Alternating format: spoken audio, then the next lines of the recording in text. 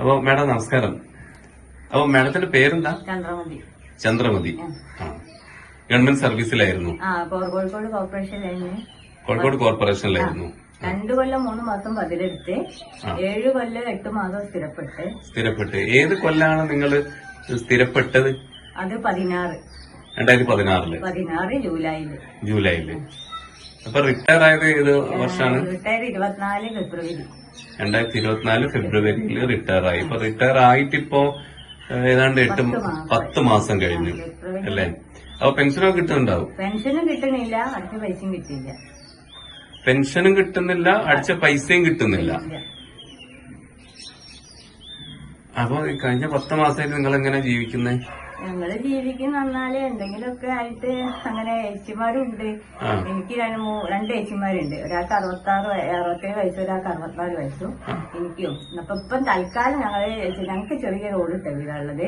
ഞങ്ങളിപ്പോ എന്റെ ആളുടെ അടുത്താണ് ഇപ്പൊ നിൽക്കുന്നത്. ചേട്ടന്റെ മോളുണ്ട് ആ ഓടിട്ട വീട്ടില്. അപ്പൊ തൽക്കാലം ഇപ്പോ ആ വീട് ഓന്റേതാണ്, ഒപ്പടുത്ത വീടാണ്. ഞങ്ങളിപ്പോ തൽക്കാലം ഓരോരുത്തർ നിൽക്കുന്നുണ്ട് തോന്നുന്നത്. 8 കൊല്ലം സർക്കാരിന് വേണ്ടി നിങ്ങൾ ജോലി ചെയ്ത്, അത് മാത്രമല്ല സ്ഥിരപ്പെടുന്നതിന് മുമ്പ് നിങ്ങൾ ജോലി ചെയ്തിട്ടുണ്ടല്ലോ അല്ലേ? അപ്പൊ ഏതാണ്ട് 10 കൊല്ലത്തോളം 1000 സർക്കാരിന് വേണ്ടി സേവനം ചെയ്ത നിങ്ങൾ ഇപ്പോ ഇന്ന് കഴിഞ്ഞ 10 മാസമായിട്ട് ഏതാണ്ട് 1 വർഷത്തോളായിട്ട് ഒരു നയാ പൈസ പോലും കിട്ടാതെ ഒരു ജീവിതം ഇങ്ങനെ മുന്നോട്ട് പോവുകയാണ്. അത് മാത്രമല്ല, ഈ VPN അപേക്ഷിക്കാനുണ്ടേനി. ഞാൻ VPN അപേക്ഷിക്കാൻ പോയപ്പോ ഞാന് ആദ്യം ഇവിടെ പോയി അക്ഷയ പോയപ്പം പറഞ്ഞ് വരുമാന സർട്ടിഫിക്കറ്റ് ആണ്.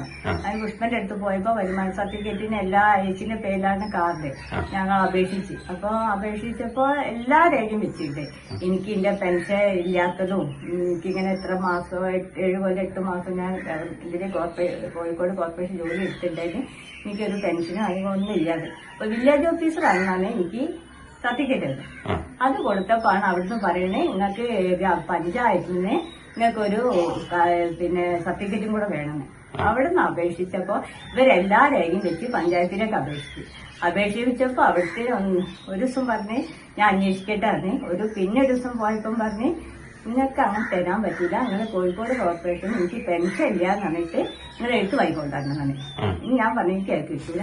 അപ്പൊ സാറ് പറഞ്ഞ് VO ആണ്, ആരാന്ന് എനിക്ക് അറിയില്ല. അപ്പൊ സാറിനോട് ഞാൻ പറഞ്ഞു സാറേ സാറ് പറഞ്ഞ ചിലപ്പോ പേപ്പറൊക്കെ കാണുന്നില്ല, ചിലപ്പോ ഞങ്ങളെ തന്ന കുറ്റായിരിക്കും. അപ്പൊ സാറിന് സാറിന്റെ കുറ്റാണത് എനിക്ക് വേണ്ടാന്ന് ഞാൻ തിരിച്ചു പോകും. റേഷൻ കാർഡ് ഇപ്പോഴും മുകളിലാണ്. മുകളിൽ വെച്ചാൽ ആദ്യം ഞങ്ങൾക്ക് നന്ന മുമ്പേ ചുവപ്പ് കാർഡേനി. പിന്നെ ഞങ്ങളെ അനിയൻ ഞങ്ങളൊക്കെ കൂടെ ഉള്ള കാർഡാണല്ലോ. അപ്പോഴാണ് നീല കാർഡായത്. അപ്പൊ ഞങ്ങൾ അപേക്ഷിക്കാൻ പോയപ്പോഴാണ് എനിക്ക് ഈ പണി കിട്ടിയത്. ഇനിയിപ്പൊ പണി കിട്ടുമ്പോ എന്തായാലും ഇത് കിട്ടൂല എന്നുള്ളതിൽ ഞങ്ങൾ പിന്നെ അപേക്ഷിച്ചിട്ടും കൂടിയിട്ട് പിന്നെ അതിന്റെ വൈത്തറ നടന്നില്ല. ഇപ്പൊ ഞങ്ങൾ 3 ആളുകൾ കാർഡ് ഉള്ളത്. ഒരു കൊല്ലത്തോളം നിങ്ങൾ ഇങ്ങനെ കഷ്ടപ്പാട് അനുഭവിച്ചിട്ട് ആരെങ്കിലും നിങ്ങളോടൊന്ന് അന്വേഷിച്ചു? ഒരാളും അന്വേഷിച്ചില്ല. ഇപ്പൊ ഒരാള് സർവീസിൽ നിന്ന് റിട്ടയർ ആയാല് ഈ നമ്മുടെ സർവീസ് സംഘടനകൾ പോലെ റിട്ടയർ ചെയ്ത ആളുകൾ കുറെ സംഘടനകളുണ്ട്. അപ്പൊ ഏതാണ്ട് എല്ലാ രാഷ്ട്രീയ പാർട്ടികൾക്കുണ്ട്. അപ്പൊ അവരിപ്പോ റിട്ടയർ ചെയ്ത ഒരാൾ അവര് ഫോം വിളിക്കും, എന്നിട്ട് അവരുടെ ഇതിൽ അംഗത്വം എടുപ്പിക്കും, മെമ്പർഷിപ്പ് എടുക്കാൻ പറയും. നമുക്ക് പെൻഷൻ സംബന്ധമായ എന്തെങ്കിലും പ്രശ്നം ഉണ്ടെങ്കിൽ അവര് പരിഹരിച്ചു തരും. അങ്ങനെ ഏതെങ്കിലും പാർട്ടിക്കാർ നിങ്ങളടുത്ത് വന്നിരുന്നു? ഞങ്ങൾ അങ്ങോട്ട് പറഞ്ഞില്ല. ഞങ്ങൾ CAT യൂണിയനാണല്ലോ, ഇങ്ങനെ ഒന്നും കിട്ടിയിട്ടില്ല. അത് കിട്ടൂ, ഇത് താമസം ഉണ്ടാവും എന്ന് പറയും. കൊല്ലം 1 പിന്നെ ഞാൻ ആരോടും പറയില്ല. ഇനി അവിടെ കിടക്കട്ടെ, കിട്ടട്ടെ വിചാരിച്ചിട്ട് ആരോടും പറഞ്ഞില്ല. ഓരെല്ലാം ഞങ്ങൾക്ക് അത് വാങ്ങിത്തരേണ്ട ആള് അങ്ങനെയല്ലേ? അത് എന്താ വെച്ചാൽ വിളിച്ച് ചോദിക്കണേ. ഞങ്ങളിപ്പോ അങ്ങനെ 1-2 പ്രാവശ്യം ഞങ്ങൾ പറഞ്ഞിട്ടുണ്ട്. പിന്നെ ഇങ്ങനെ കിട്ടിയോ എന്തൊക്കെയാണ് സ്ഥിതി എന്ന് ചോദിക്കേണ്ട ആൾക്കാരാണ് സംഘടന. അപ്പൊ ആ സംഘടന ഞങ്ങൾ ചോദിച്ചിട്ടില്ല. ജോലി ചെയ്ത കാര്യത്തിൽ പാർട്ടി ഫണ്ട് കൊടുത്തിട്ടില്ലേ? കൊടുത്തിട്ടുണ്ട്. ഈ പ്രശ്നത്തിൽ പങ്കാളിത്ത പെൻഷൻ തീർച്ചയായിട്ടും പിൻവലിക്കണം എന്ന് ആവശ്യപ്പെട്ടുകൊണ്ട് നമ്മൾ സമരം ചെയ്തുകൊണ്ടിരിക്കുക.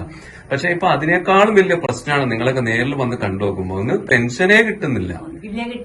എന്നിട്ട് ആർക്കും ഒരു പരാതി ഇല്ലല്ലോ. ഇവ പറഞ്ഞ രാഷ്ട്രീയ പാർട്ടികൾക്കോ സർവീസ് സംഘടനകൾക്കോ ഒന്നും ഒരാളും പരാതി ഇല്ല. അതാണ് അവസ്ഥ. ഓൾക്ക് എന്തൊക്കെ ആനുകൂല്യങ്ങൾ കിട്ടാനുള്ളതിന്റെ വെച്ചാലാണ് നമ്മളെ പറ്റി ചിന്തിക്കാനൊന്നും ആരുമില്ല. അല്ലെങ്കിൽ പങ്കാളിത്ത പെൻഷൻ ആണെങ്കിൽ തന്നെ ഇപ്പോ റിട്ടയർ ആകുമ്പോ നിങ്ങൾക്ക് പിന്നെ 60% അടിച്ചതിന്റെ 60% കിട്ടും. പിന്നെ അതുപോലെ മറ്റ് സംസ്ഥാനങ്ങളിലാണെങ്കിൽ DCRG എന്ന് പറഞ്ഞ ലക്ഷക്കണക്കിന് രൂപ കിട്ടാനുണ്ട്. പിന്നെ മറ്റ് സംസ്ഥാനങ്ങളിലാണെങ്കിൽ സർക്കാർ വിഹിതം 10% പകരം 14% സർക്കാർ അടക്കും. അങ്ങനെയൊക്കെ ഉണ്ട്. ഒന്നും നിങ്ങൾക്ക് തരുന്നില്ല എന്ന് പറഞ്ഞാൽ അത് എന്ത് മര്യാദയാണ്? ഒന്നും തരുന്നില്ല. കോഴിക്കോട് കോർപ്പറേഷൻ ആണോ? കോഴിക്കോട് കോർപ്പറേഷൻ. അപ്പൊ കോഴിക്കോട് കോർപ്പറേഷൻ അതിന് മറുപടി പറയണം. ഈ സർക്കാർ ഉദ്യോഗസ്ഥരെന്ന് പറഞ്ഞാല് ഇങ്ങനെ നരകിക്കാനുള്ള ആളുകളല്ലല്ലോ. നമ്മളെ നാട് എന്ന് പറഞ്ഞാൽ കോഴിക്കോട് അല്ലെങ്കിൽ കേരളം എന്നൊക്കെ പറഞ്ഞാല് ഒരുപാട് തൊഴിലാളി സമരങ്ങൾ കണ്ട് ശീലിച്ച ഒരു നാടാണ്. അപ്പൊ പോലുണ്ട് സമരത്തിന് പല കാര്യത്തിലും പോയ ആൾക്കാർ തന്നെയാണ്. ഇതൊക്കെ പരിഹരിക്കാൻ ഇപ്പൊ എന്താ നിങ്ങളെ മുന്നിൽ വഴി നിങ്ങൾ കാണും? ഒരു വഴിയും കാണില്ല. ഞാൻ വിചാരിക്കുന്നു കിട്ടിയില്ലേ കിട്ടണ്ട, എന്തെങ്കിലും അങ്ങനെ പോട്ടെ എന്നാണ് വിചാരിക്കുന്നത്. ഞാനല്ല VPN അപേക്ഷിച്ചിട്ട് വരെ ഇങ്ങനത്തെ ഒരു അവസ്ഥയാ. ഈ അതും എന്റെ വീട് കാരണം ഓടിട്ട വീട് നികുതി വരെ അടയ്ക്കണ്ട. ഞങ്ങൾ 3 ആൾക്ക് 4 ആൾക്കുള്ളതാ. 3 ഞങ്ങളെ കല്യാണം കഴിക്കാത്തോ അതിലൊരു ഇത് ആങ്ങൾക്കും ഉണ്ട്. പിന്നെ അതിന് വരെ അപേക്ഷിച്ചിട്ട് ഇങ്ങനെ ഒരു അവസ്ഥ വരുമ്പോ നമുക്ക് അല്ലേ, അതാണ്.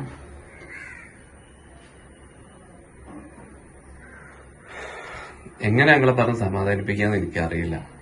ഇത്രയും ദാരുണമായ ഒരവസ്ഥയിലൂടെയാണ് സർക്കാർ ഉദ്യോഗസ്ഥർ കടന്നു പോകുന്നത് എന്നുള്ളത് സർക്കാർ അതിനെ പറ്റിയിട്ട് ആലോചിക്കണം. മനുഷ്യരാണ്, ജീവിതമാണ്, കഷ്ടപ്പാടാണ്. Thank you.